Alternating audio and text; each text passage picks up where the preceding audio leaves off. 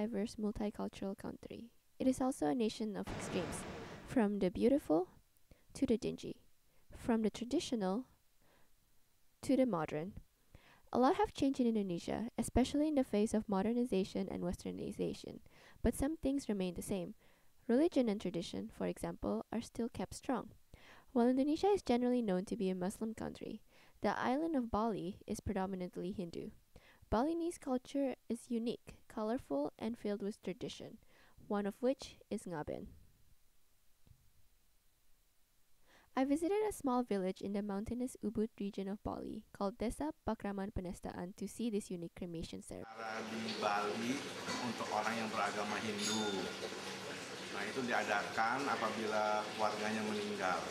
Preparation for Ngaben takes a long time and costs from $500 to hundreds of thousands of dollars. This is why some family often opt to do Ngaben Ngeret, which is to cremate all the dead from the village at the same time. This often involves first burying the dead and taking them back up to be cremated. Istilahnya orang mampu, orang kaya ya, keturunan raja. Kalau dia meninggal itu biasanya langsung dibakar. Untuk berapa hari upacaranya itu kurang lebih bisa 1 bulan. Kalau orang yang rakyat biasa harus dikubur dulu. Nah itu diadakannya bersama-sama dengan rakyat warga kampung itu sendiri beramai-ramai. Baru upacara diadakan untuk Ngaben bakar. One of the earliest preparation of Ngaben is to make a sarcophagus in the shape of a red lion or black buffalo.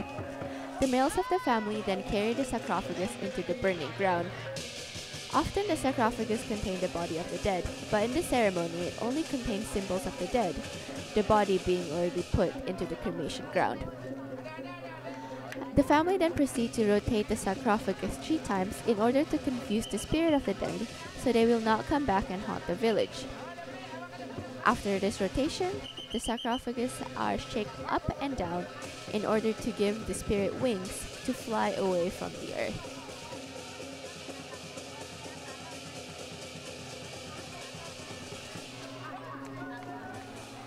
After the entrance, the sarcophagus are entered into the burning tent, while they will wait for their burning.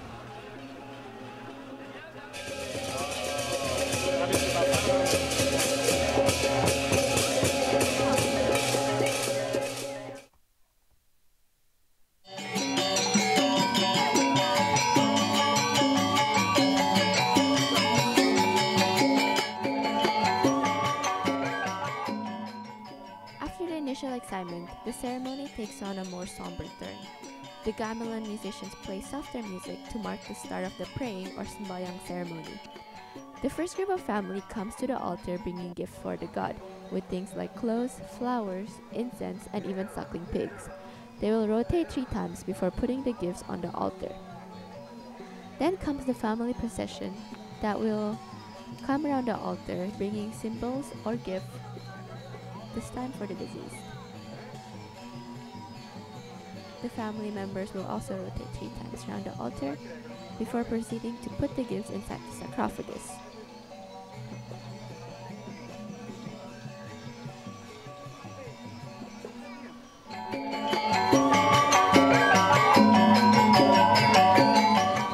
Most families bring similar gifts: flowers, clothes, and wooden artistic works.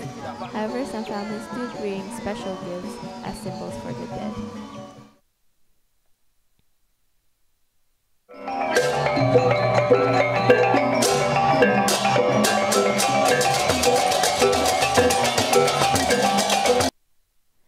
After the sembahyang ceremony, the family inserts their gifts into the body of the sarcophagus. Then, the sarcophagus are ready to be burned. Cremation is important in Hindu tradition because the body of the dead has to be returned to the 5 elements: earth, fire, air, water, and ether. It is releasing the spirit of the body. The spirit then is free to ascend to heaven where they can be reincarnated back to earth. The sarcophagus are burned until only ashes are left. Dibuang ke laut itu. Ada upacaranya sendiri. The sea is a symbol of the gate to nirvana in the Hindu tradition. Ngaben is a traditional ceremony. But strangely, most of the people watching the ceremony are tourists, Western tourists. Ngaben has become a popular tourist destination. Some tourist groups even have a packet covering the ceremony. Though this practice seems akin to selling off one's culture, local economy benefits greatly from the tourists. Villagers send goods from satay, a meat kebab, to Balinese garments. But what are tourists' motive in watching this private and sacred tradition? Is it education, or is it the purchase of culture?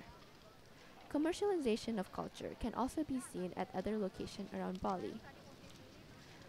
This practice benefits the economy, but it may also trivialize tradition and religion. But perhaps tourists will give the monetary benefit to keep tradition going. Only time will tell.